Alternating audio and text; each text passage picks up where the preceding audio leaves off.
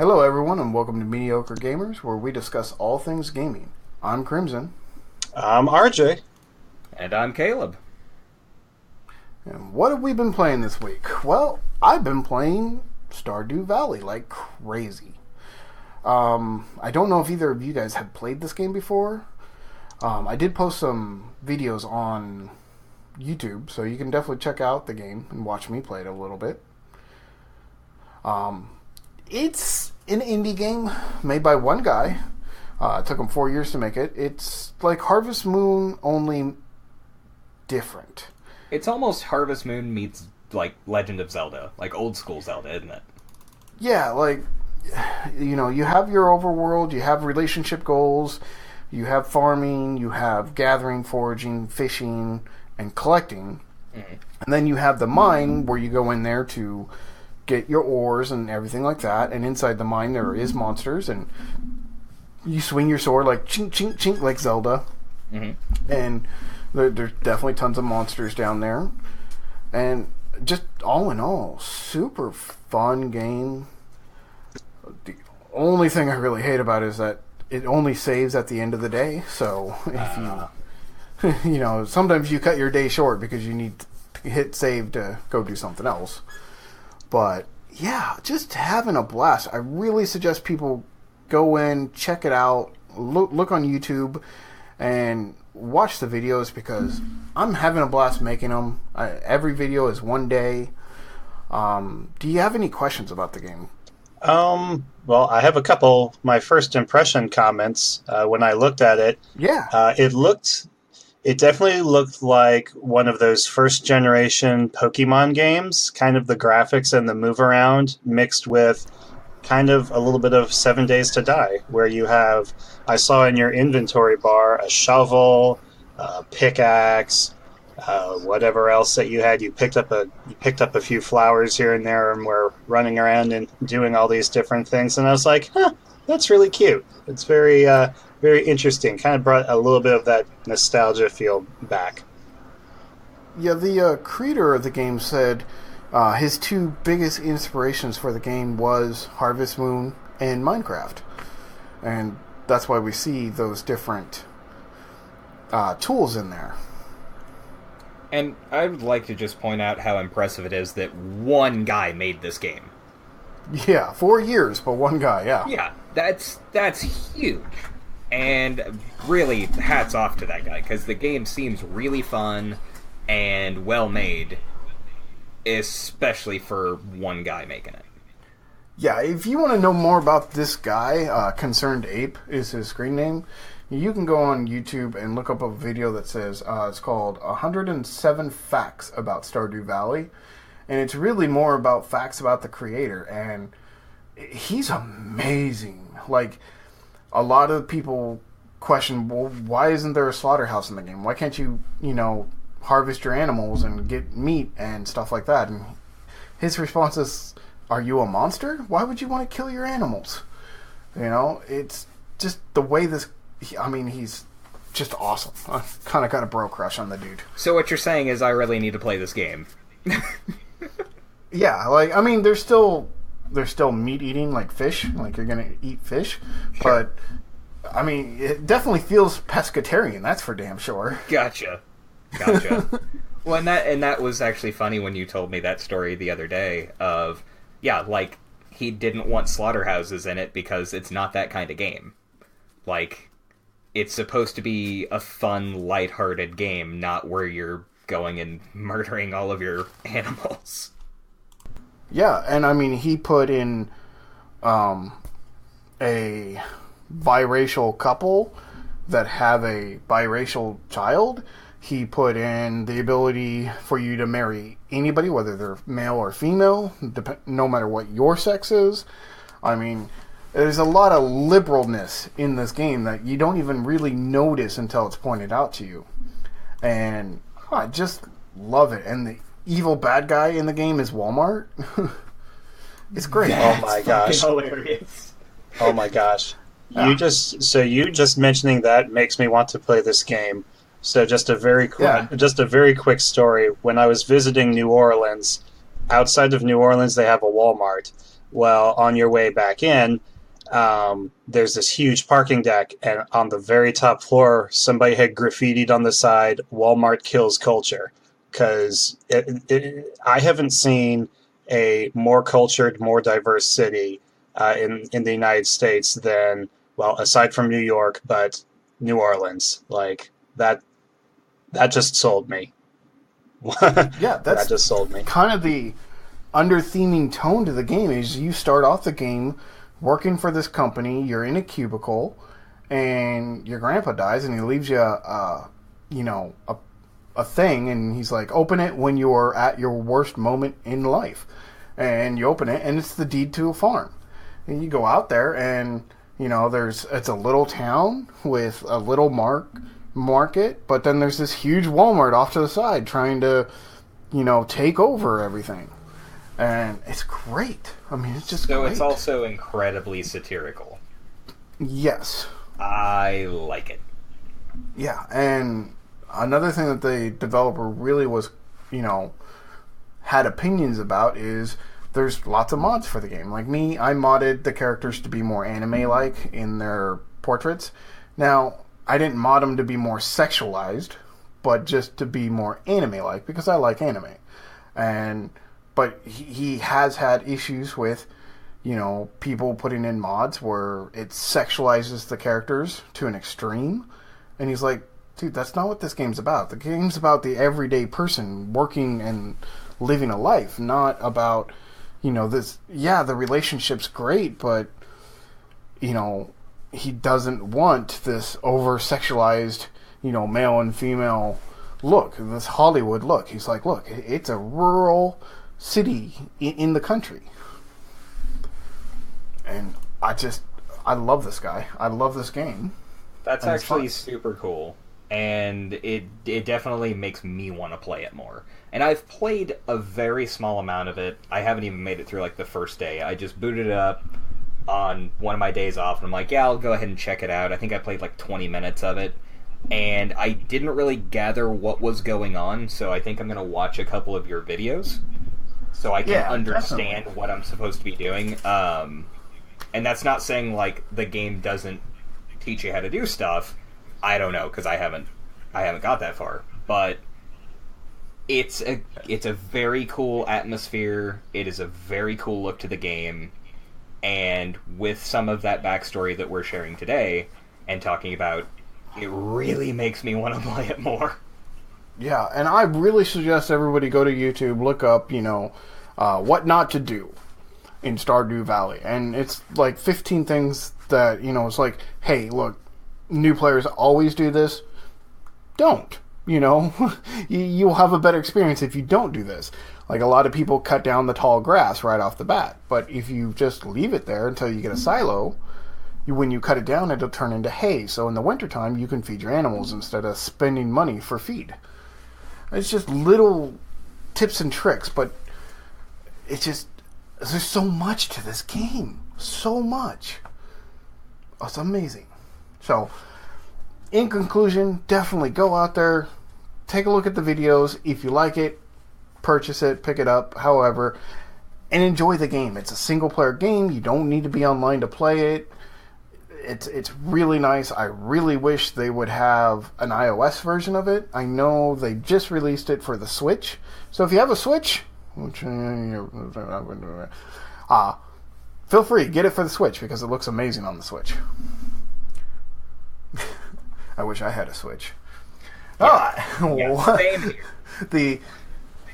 The other thing that I haven't been playing, I've just been staring at, is that stupid play button on Destiny 2. Just waiting for it to go bloop and highlight. Yep. I want to play Destiny 2 so bad. Yup. Oh, I can't wait. What about you guys? Are you guys excited too? I can't fucking wait. I might have to call in sick on Wednesday. Well, my schedule might have me going up to St. Louis. Might.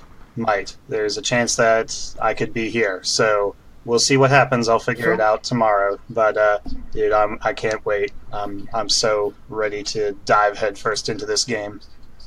That's cool. When you get back, my level 60 will run you through anything you need it to. Most excellent, good sir. Most excellent. Pew pew.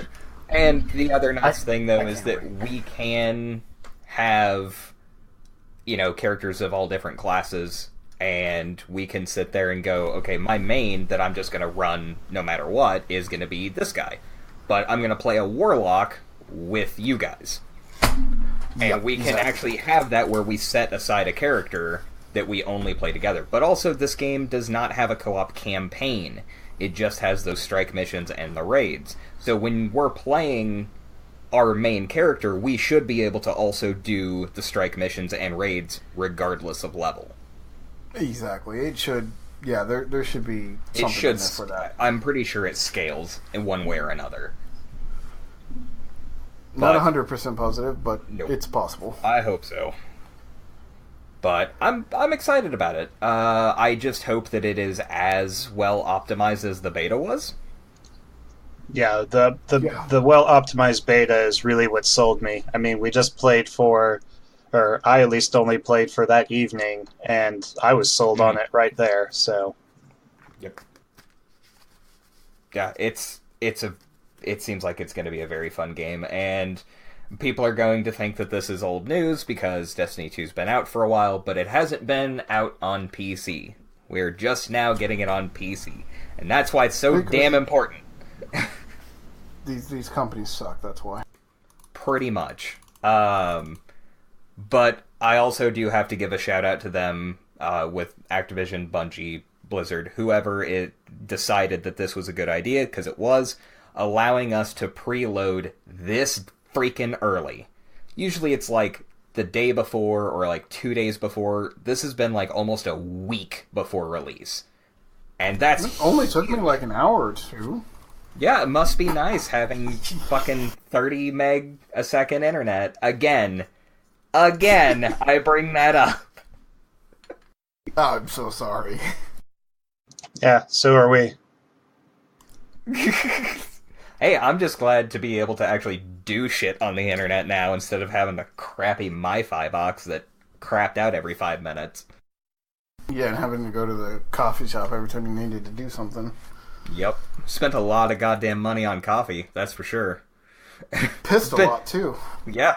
Been a lot of very expensive updates for my games. I want coffee. But yeah, that's pretty much what I've been doing. Now, I have played a couple games with you guys, and Caleb, what games have you been playing? Not a lot.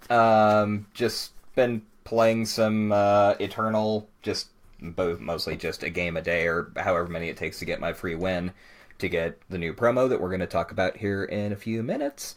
But also, we played some Overwatch together, and me and RJ have been playing some Heroes of the Storm. So that's been really cool. We got to finally get our hands on, and all jump in, all four of us, on the Junkenstein's Revenge and the Junkenstein's Endless, which were both really fucking hard. Yeah, it only took me screaming and kicking all the way there, but we did it. Yeah. And you had fun. A little bit. A tiny, small amount. I have fun in bursts with that game. Yeah. Well, trust me and Robin played 5 matches last night, and it was fucking miserable. The first... I do need to play some Heroes, though. Oh, yeah. Maybe we can get in a couple of games after we record. Wink, wink, nudge, nudge. Wink, wink, yes. That too. There is that. But we ended up playing 5 matches last night, and every one of them was miserable except for the last one. I've really grown to just be super frustrated with Overwatch, and I don't know if it's just that we're not playing together. Like, queuing up with 2 people seems to bring all the crappy players. But when it's 3 or 4 people that you're queuing up with, it seems to be better. Because you're all in voice chat, it's competent people, and that sort of thing. But we had a group that we played with, first game, we were on Hollywood, and we had 3 support and no tank. And I'm like, are we really rolling out with 3 support? And one of them is like, it's just quick match, who gives a fuck? I'm like, I do. I don't want to die in 2 minutes and lose and have a miserable time. So might as well just quit and go do another game. Pretty much. And so guess what happened? We lost in 2.5 minutes on a fucking payload map, if that tells you anything. Nobody contested it. Like, basically it was just me and Robin against 6 players. And so that was a nightmare. So then we ended up playing Horizon Lunar Colony against those same fuckers. The ones that we were on the team with. And I basically spent the entire match making sure that I singled them out and killed them. And that's it. Like, we ended up losing because, again, nobody would queue as tank. So I ended up having to go tank. I'm like, well, since my goal is to just ruin their day, I'm going to go Roadhog. And that's what I did. Oh, one of them's playing Ana, that's cute. I'll hook you all the way over to my side. Blap, blap, you're dead. Oh, one of them's playing Zenyatta. Hook, blap, blap, you're dead. But we just couldn't make that final push. We did need a freaking Orisa. And every match was our team would do anything. If only you had a friend that played Orisa. If only I had a friend who liked playing Overwatch enough to join us to play Orisa. That's the key. But it just felt like all the terrible players were out. And I'm not like, oh my god, these people are such noobs. Like, they just weren't even on the objectives. We were playing one of the King of the Hill maps, and half of our team was on the opposite side of the map, including our tank. And I was miserable the whole night. And we finally got one game where we actually had a solid team. We won barely, and I alt F4'd after the game was over. Oh dear. Well, I guess it comes back to my map awareness rant way back several episodes ago. Know where your team is. Know where the objective is. Work together. Exactly. And soapbox. Or just give a flying fuck. Yes, that too. Just give some fucks and it'll be a lot better. And that's the thing, it's like I don't want to feel like it's overly serious, but it just be on the objective. That's all I care about. Like, I don't care if you get your ass kicked on the objective, but join me. Stand and fight, goddammit. That's what irritates me. I'm sick of having 1-on-6 or 2-on-6 fights because you always fucking lose.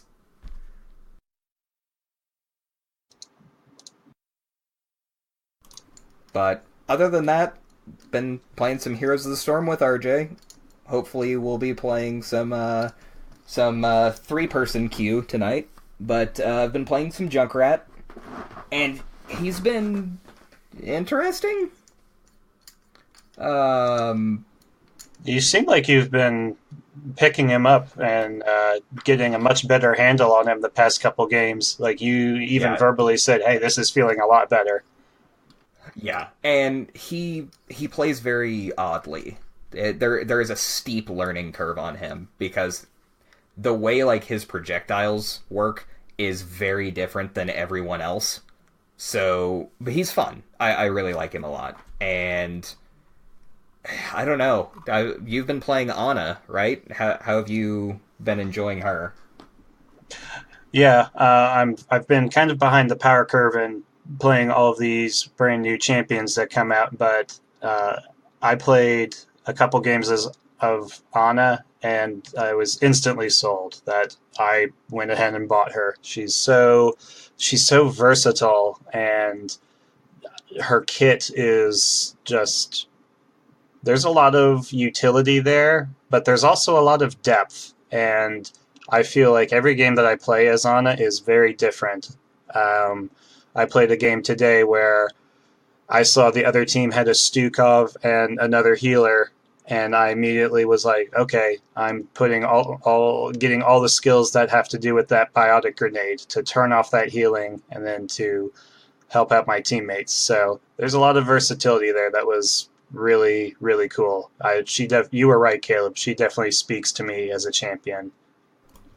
Definitely. And I know that you've been playing her a little bit in Overwatch as well, and that you've enjoyed your time with her over there. So I was like, I think you're really going to enjoy her in Heroes, because Heroes has a slower pace, but she still plays relatively the same. Yeah, definitely.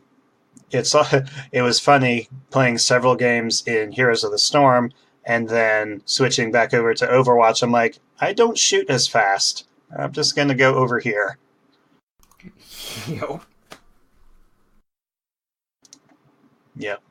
But other than that, I caught a bug that's been going around Springfield. Like, all of my coworkers at the office had it. A couple other people at the card shop that we go to picked it up, and that definitely peaked on Monday. I was, however, able to get a hot toddy and was able to struggle through our episode that we made earlier this week. But man, since then it's been rough. I've basically been coming back home from work and going straight to bed. But what little I have played this week has been Heroes of the Storm with Anna. I opened up a loot chest that had Tassadar in it, so that's been a lot of fun. And had some pretty good games with him. I really like him. Also a pretty versatile kit, kind of either focus on that attack or being a little bit more of support with that shield. So that's been fun. And then picking up Tracer. So yeah, it's been a good week for me for Heroes, just racking up that gold, going through that free-to-play roster, and just pick and choosing the champions I want to play. But I also do have some other exciting news. Heroes of the Storm. Do what? And that really is what's nice about Heroes of the Storm, is you can play it for free and not feel like you're being penalized. Yes, exactly. Because of the way the game is designed and the teamwork component, everybody levels up at the same time, and the objective base, yeah, it's a great design, and that really alleviates a lot of that pay-to-win pressure that you get from, say, League of Legends or some of those other games that are floating around out there. Agreed. One of the other fun things, I got a new smartphone this past weekend, and I can play Eternal on it, so that's been awesome. Just kind of get in a game or two here or there. I don't have to be logged onto my computer to do it. I can get my one win of the day and just complete some of my quests and continue building that collection. So that's been a cool upgrade to have. But speaking of Eternal, that brings us to a new promo card that we have for the next couple weeks or so. So if nobody has any objections, I'm going to go ahead and read what this card does.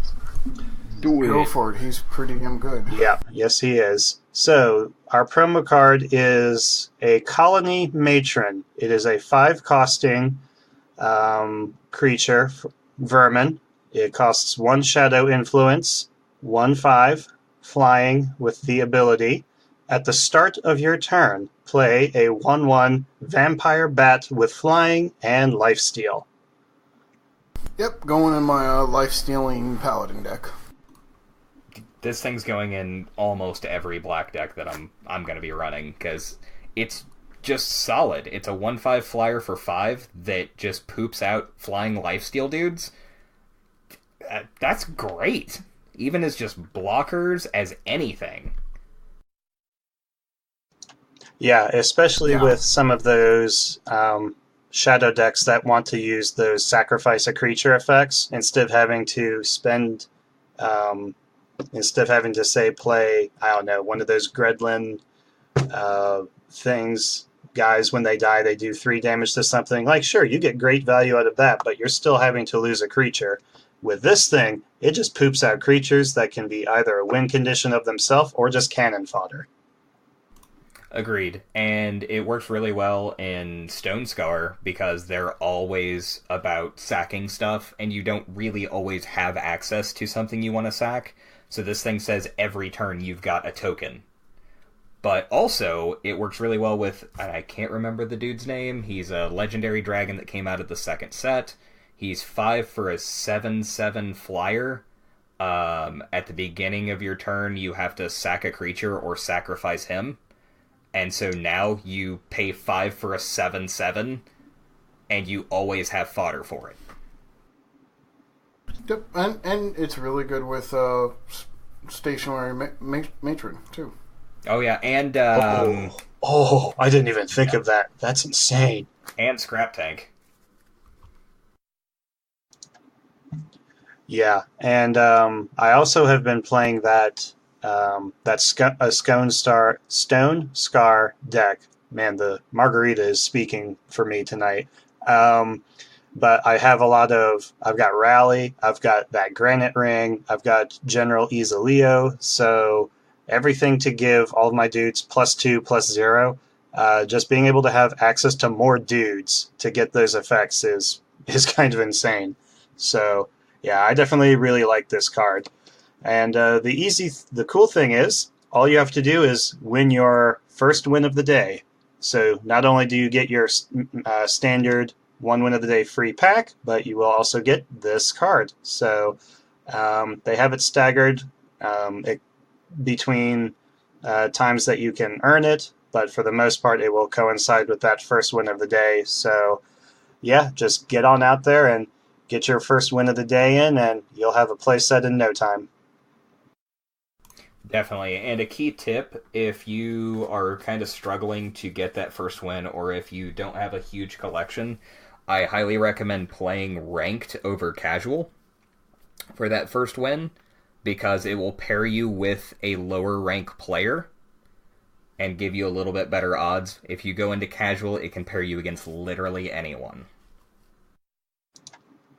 Yep, with any type of deck, like I was unfortunately doing, just rolling in there with my Rakano aggro deck and somebody just scooping on turn 1 after I just kept on pummeling them with that stupid 2/1 Ronin guy with Warcry. Yep, I definitely was that guy. So, Sorry, casual players. But yeah, so that's been fun. They also released the Tales of the Horus Traveler, a new single-player mini campaign, much similar to the first one. So you go through each of your little scenarios, and you'll get a playset of a specific card that has something to do with that scenario. So that's another great option to help build your collection. Most of the time there's a lot of good stuff in there, so we did a spoiler a couple weeks ago on some of the things that you'll be able to find in that campaign. So that is now available, so definitely go check that out. So that's that. Definitely. So Caleb, tell us about good old Junkenstein's Revenge. Give us the lowdown. It is a 4-player co-op mission for Overwatch, and you choose between Soldier 76, McCree, Hanzo, and Ana, and it is a 4-player team, and you basically fight waves upon waves of things called Zomniks, which are basically zombie robots, and they are trying to bust down this door. Well, if they get to the door, they self-destruct and explode, and do a bunch of damage to the door. So it's very similar to, like, defending the core in Heroes of the Storm or anything like that. It's kind of tower defense-like. Every so often, a boss will spawn, like Reaper, or Roadhog, Symmetra, or Junkrat. And eventually the Witch, which is Mercy, and she's a pain in the ass. So you kind of go through waves, just like any sort of tower defense game, except it's first person, and you're killing dudes, fighting bosses. It's a lot of fun, but it's extremely difficult. And there is also a Junkenstein's Endless, which is that it actually is endless, but if you complete Wave 12, you will get a loot box for the first time that you do it. But how it works is that you actually have 8 characters to choose from. You have the first 4 that I just mentioned, and then you also have Widowmaker, Zenyatta, Torbjorn, and Genji.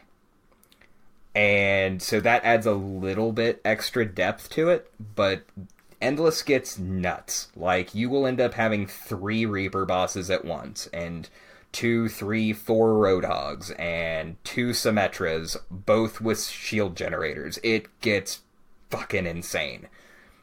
And you can't win. Like we did it, and we got pretty far. I think we got to wave 9 or so, and I had completed it earlier in the week once, and it was a real push to get there.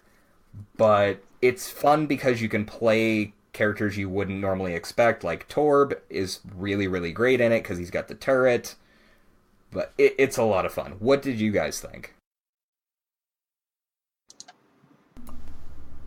I really liked it. It was definitely different, and it kind of had that similar... there's that mod for Call of Duty, the Night of the... It was like some zombie horde thing where they just... Same concept. They came knocking at your door, and you had to shoot them and keep yourselves and the objective alive. So it was very similar to that. So that was a nice change.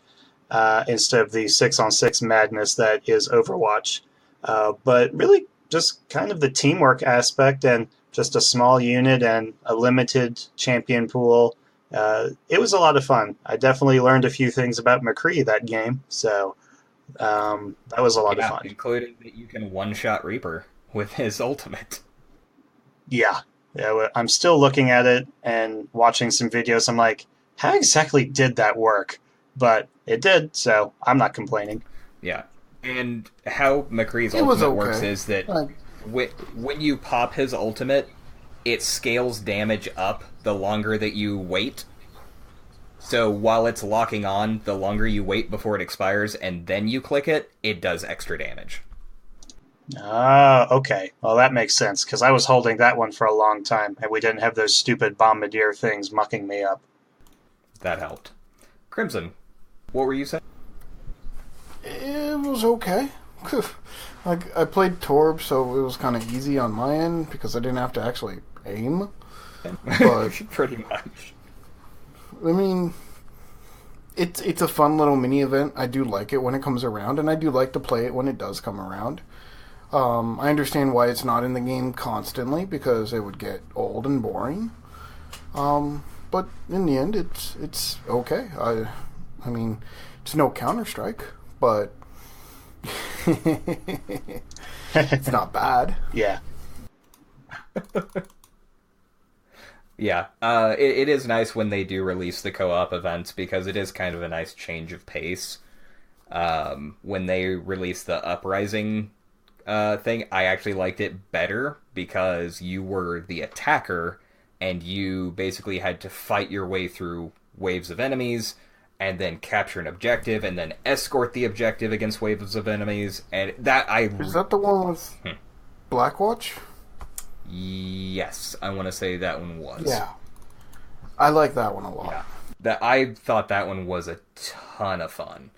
And the Junkenstein's Revenge is definitely fun, and I like the theme of it and the atmosphere, but I would like to see them expand a little more on their co-op options. Like, yeah, it was cool Junkenstein's came back, but can we get another one? Can we get another Halloween-themed one that's different next year? Can we get another Uprising that continues the story next year that is different alongside the one that's returning?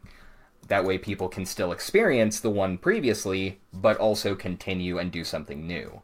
And I think that would help it not be quite as stale as well. Yeah, I agree. I really like the gameplay of Overwatch in general, and if they had more of if they had a mod where it was a co-op campaign or something like we have for StarCraft 2. I know there's two different genres of games, but If they had something like that, that would be pretty cool too, just to expand on that. And even if it delve even more into the lore that Overwatch is known for, that'd be cool too. But um, yeah. And there is a rumor going around, and it's been a big rumor for a little while, that they are working on a big single player / co-op content drop for Overwatch. And we just don't know really any details about it other than they are wanting to do something like that. I'm hoping that they give us a campaign. I have played, I can't even remember what the other game that came out kind of alongside it was called. It was Battle something. Battleborn, that's the one. And it plays in a similar fashion, but it actually does have a co-op campaign that tells the story. And it does it in missions, and it is drop in, drop out, and you can replay the missions and level up and gain experience and unlock characters and so on. So I would like to see Overwatch do something like that, where it's like, hey, here is a story-based campaign, you don't have to play it. But if you do play it, you'll still gain experience, you'll get loot boxes, you'll, do whatever. You can even incentivize people playing it, specifically the co-op side, and be like, yeah, if you play 5, missions or whatever, or even 2, then we give you a skin that you can only unlock from the campaign. There's a lot of versatility that they can bring with something like that. So I hope that we get to see that, because Overwatch has been getting a little stale lately, especially when the last character we got was Doomfist, and he kind of fell on his face. Like, you rarely see Doomfist in matches anymore.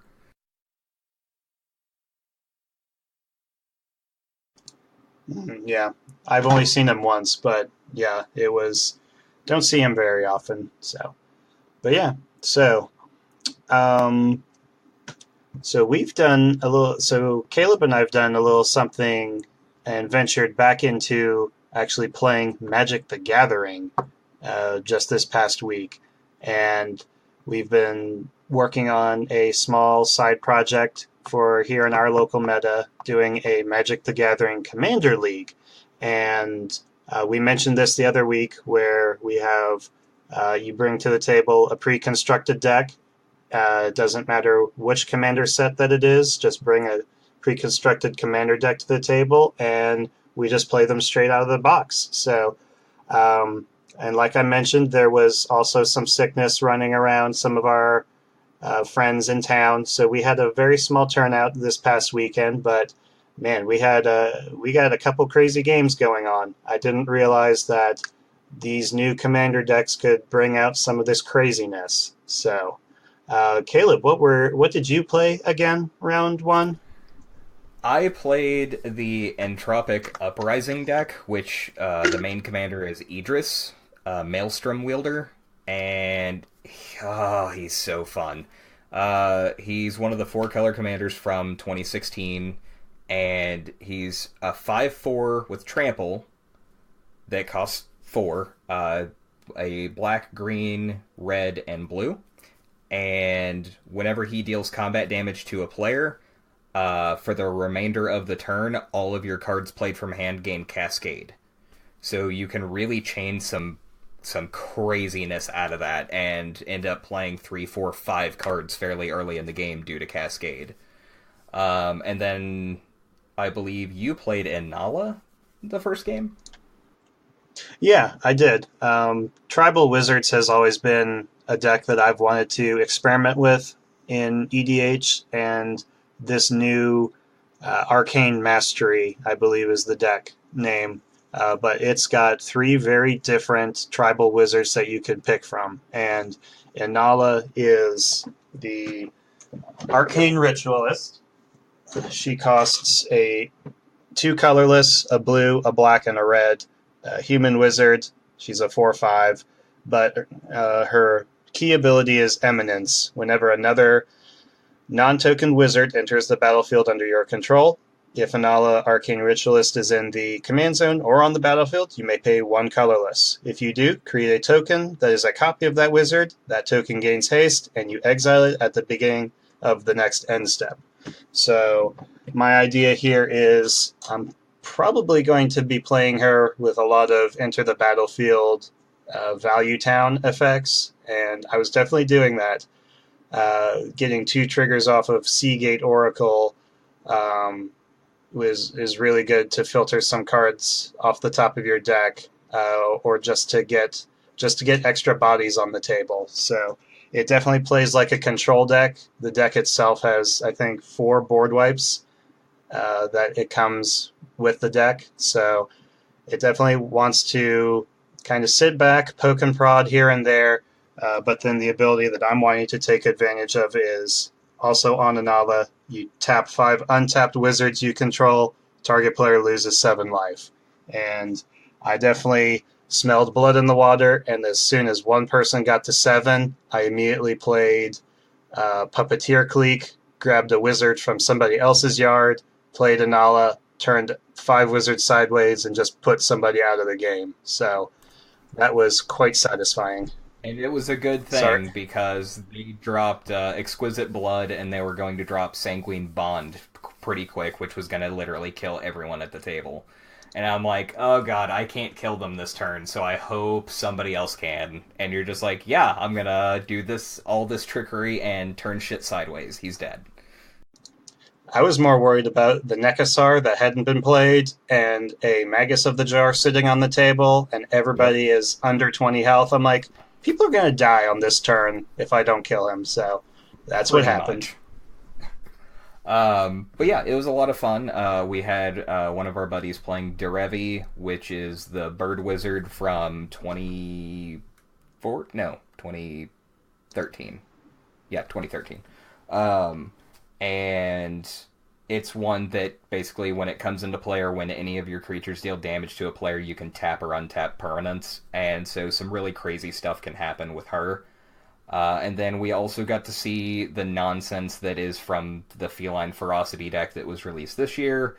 Robin was piloting that, and holy crap. Like, what was it, turn 6? She was able to delete somebody? Yeah, and thankfully that person, well, she went after you first because you had enough blockers. I had some trickeries in my hand that could have bought me a turn or two, but man, I did not realize that deck could go that fast. It went from 0 to 60 in literally 3 turns. I'm like, holy crap. Yeah. And she ended up getting out the Hammer of Nazan or whatever, which gives, and she equipped it to Arabo, which gave it +2/+0 and indestructible, so it was really difficult to try to deal with that. And then he gives himself +3/+3, and then doubles his attack and defense, and gets trample. And it's like, that's a shitload of commander damage coming at us every single turn. And finally, she just took it. She killed both of us. Yep, yes she did. So, well played. Good stuff. So I'm looking forward to exploring this more in the future. Hopefully we can get some more folks to show up and get some diversity out there with the different decks. And I definitely had a blast playing it, and definitely takes away that he who has the most money wins kind of aspect to playing EDH, and really just get everybody on a relatively similar playing field and just having fun with your friends. So yeah, that was a blast, and I'm looking forward to it. I mean, it sounds fun, and it's definitely... I wish I lived there so that way I could, play it with you guys. Mm-hmm. But, I mean, I'm glad you guys are enjoying it, and it's nice to see people have that love of Magic again. It can get stale after a while, and it's really nice to see, it doing so well right now. And the nice thing is that we have Tabletop Simulator, so we are actually able to play with you in this same format, in this sealed kind of evolving league format, because we have access to the decks and all the cards on Tabletop Simulator, and we basically just put in the rule of, if you're going to put something in the deck, which is part of the rules. You can upgrade after you get wins and losses under your belt. You earn tokens. You trade those tokens in to get cards in your deck. And as long as you own the card, you can use it in Tabletop Simulator. But that allows you to be able to play with us and kind of have that experience. It's not quite the same, but it's something. Yeah, and I enjoy playing on tabletop. If we can get the stupid, table to work. That definitely helps. Yep. So, you guys had mentioned to me earlier in the day, still similar to on this Magic the Gathering line, but you were mentioning something about a video that was a Tolarian Community College released. Was that right, Caleb? Correct. And it was talking about cardstock quality and bullshit. Sorry. Or lack thereof. Lack of quality. Crimson, yeah, why don't you lead us in on this one? Yes, you're certainly more well versed in this, considering I only saw a picture and was like, "What the hell?" Now, just to make it clear, I've been playing Magic for a very long time. And one of the greatest things about Magic was the cards held up, man. Like, you can still find cards from Arabian Nights that are still in great condition.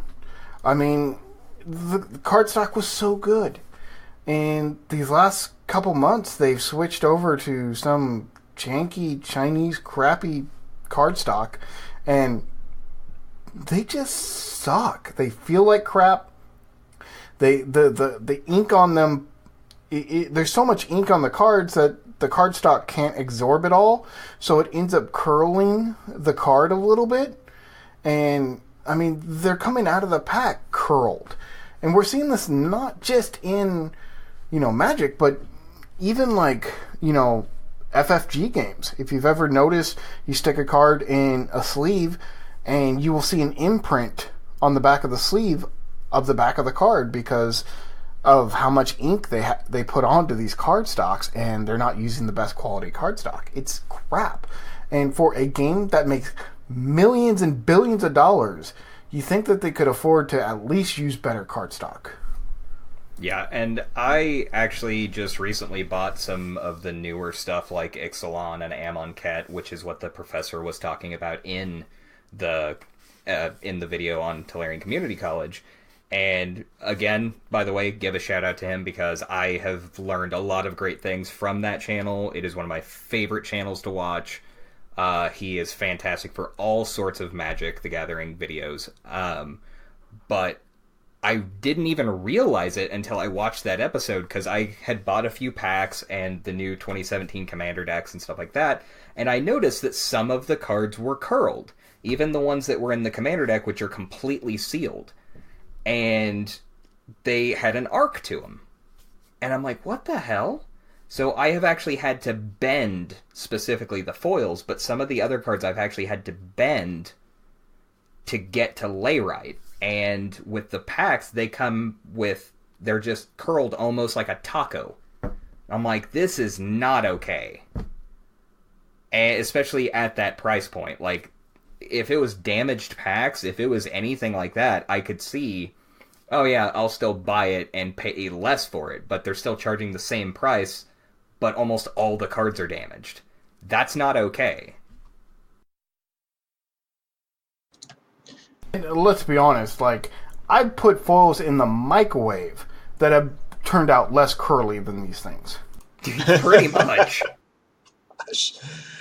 Yeah. Especially with the huge business that is the Magic the Gathering secondary market. Like, there are some collectors and a lot of players that, they want the best quality card that there is. And judging by the picture and what you just described of, yes, they do look like soft tacos when they come out of the pack. It's kind of ridiculous. So for something that a good product that we've been accustomed to over the past several years, yeah, this is this is not a huge thing that I'm excited about, but at the same time, Magic for me has kind of taken a little bit of a backseat, and I'm really working off of my existing collection, which has surprisingly held its value pretty well. So that's one of the pros of Magic the Gathering with a lot of their older cards, but some of this new stuff, I can't really get too excited about it. Not only some of the cards, but some of especially this card stock quality. So, but it is what it is. Yeah, and I think that it definitely encourages people to get singles from their local card shops rather than ordering them online, because you have no fucking clue what the condition of them is. If they say mint near mint, yeah, it may be fresh out of a pack, but it's bent to fuck. And so then that causes a new problem. Like, I went to one of our local shops that I guess just opened up under new management not too long ago, called Nameless City. It was my first time in there. Got to talk to the owner. Guy was great. And I ended up picking up a Magus of the Will, which I was like, oh man, you have one for that cheap? Damn. So I picked that up, and it was in very good quality.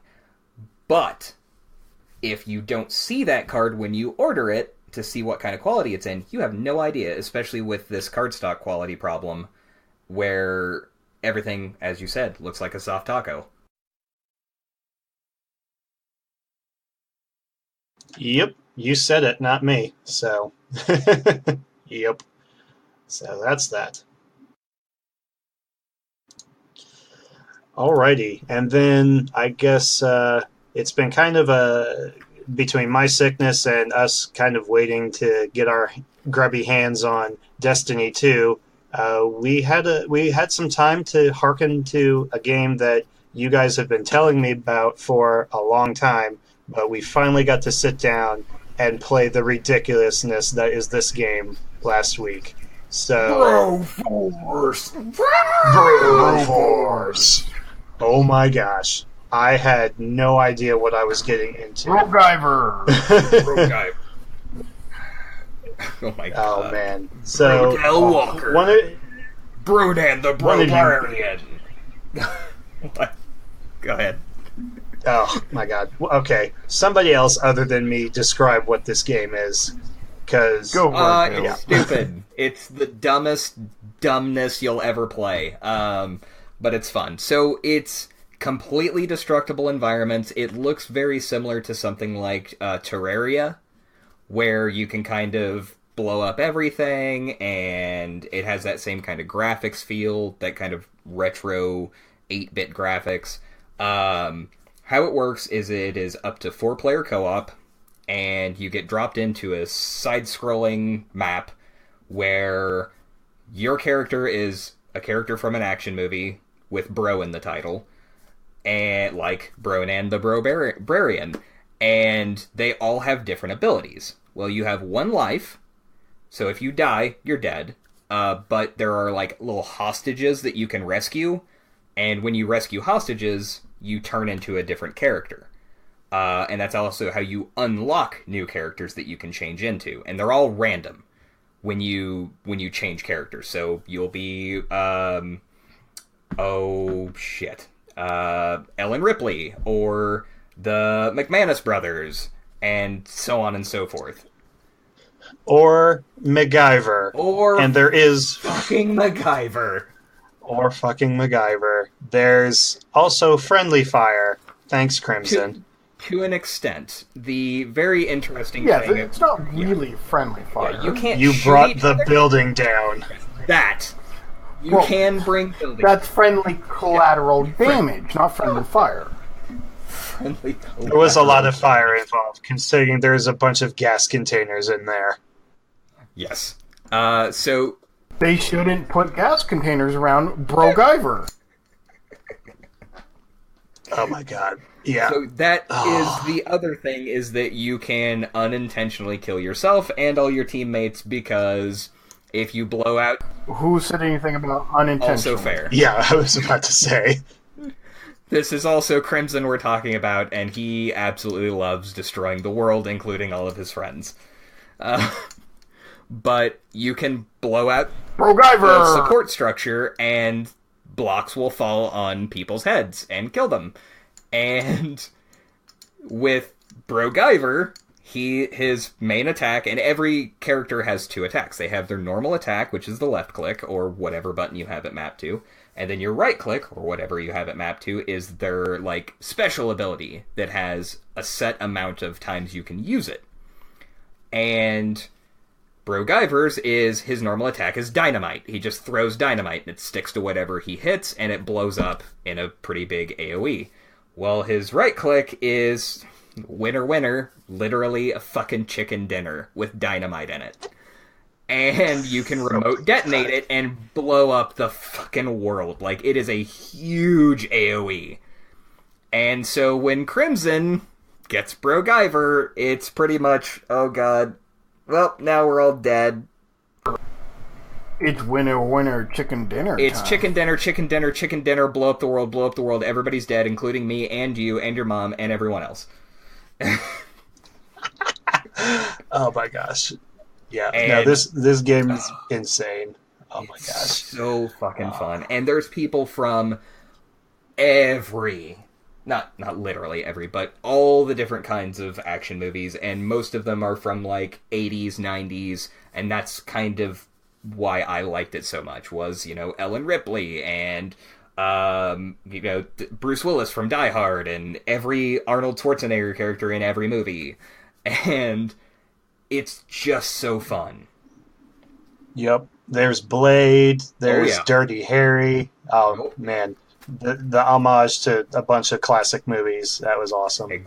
And the other cool thing is that, like, each... you have, like, a world map where you're in a helicopter and you go and choose where you're going to go. And when you go into that zone, it has a different feel to it. So, like, each one is going to be from a certain movie or franchise. So, like, I think the first one is Rambo, and then the next one is, like, RoboCop, and there's the spaceship from Aliens, and so on and so forth. So it does keep things fresh enough where you're constantly seeing new environments and you're unlocking new characters. But this is definitely a game that you're not going to sit and play for 2-3 hours, because it is a very single-minded game. You are pushing that left click and watching the world die. And screaming, "America!" And that's exactly what it's supposed to be. Yep. Oh my gosh. I haven't had that much fun with such an absurd game in a long time. So thank you guys for broadening my horizons with the craziness that is Broforce. But yeah, I remember when Crimson was like, "Dude, you need to play this game." I'm like, "No, this looks stupid." He's like, "It is. You need to play it." And thank you, Crimson. Yeah, man. Thanks for the suggestion. Brogiver. That's all I gotta say. Brogiver. I just wanted you guys to play with it, so that way I wasn't the only one blowing up. You're like, yeah, the game, I have to restart when I kill myself, but when I kill you guys... Pretty much. So that's a kind of a summary of what our week has been. So, man, it's been crazy, but it's also been kind of good to take it easy a little bit. And with Halloween coming up this next weekend, I know that I have got a couple gaming parties that I'm going to be going to. So and we've got Destiny 2 coming out this week. So next week we're going to be definitely sharing a lot of our experiences with a lot of the activities coming up this week. So yeah, that's that. Definitely. And we did want to reference something that we talked about on our last episode of WTFFG when we were talking about the Melee playtesting and the Crown Regent and stuff like that. So we actually somehow, in our rage-fueled rant fest, forgot to thank Josh for helping us playtest that Crown Regent and some other things in Melee. Oh yeah, and I know exactly what happened. All of this nonsense happened months ago, and a huge shout out and thank you to Josh for also sacrificing his friendship for the greater good, because that's almost what happened that week. Yeah, it So was a thank you, Josh. fucking nightmare, and I believe that afterwards we're all better friends because of it, because we were in that trench together. But oh man. But yeah, huge shout out to Josh for that, and the fact that we were all able to keep playing afterwards says a lot about our friendships. Yep, definitely. So thank you, Josh. Thank you so much. So, do we have any closing thoughts for this week, guys? Play more Stardew Valley. Yes, go out and play Stardew Valley. Good stuff. I'm really excited to play that this week. And next week, jump on Discord with us and play some Destiny 2 with us. Yep, definitely. So, for all you PC gamers, come join us. So, well, thank you guys for listening to us ramble on and on this week. It's been good stuff. It's been fun.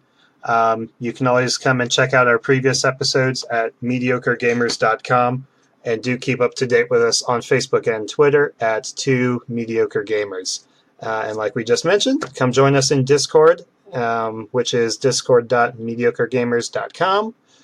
Come on, check out our YouTube channel. We've been posting a bunch of videos this past week, and I'm hopefully finally going to get on this video making train. I got a few games that I want to try out and kind of also bring to light and share with everybody. So I will hopefully be doing that in the next couple weeks. You can always find a link to our Facebook page on the left-hand side tab on mediocregamers.com. And as always, we'll post a link in the show notes.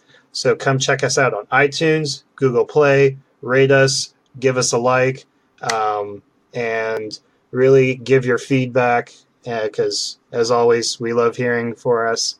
And any feedback at this point is great. So, we are Mediocre Gamers, and I'm RJ. I'm Crimson. And I'm Caleb. And until next time, get out there and play some games.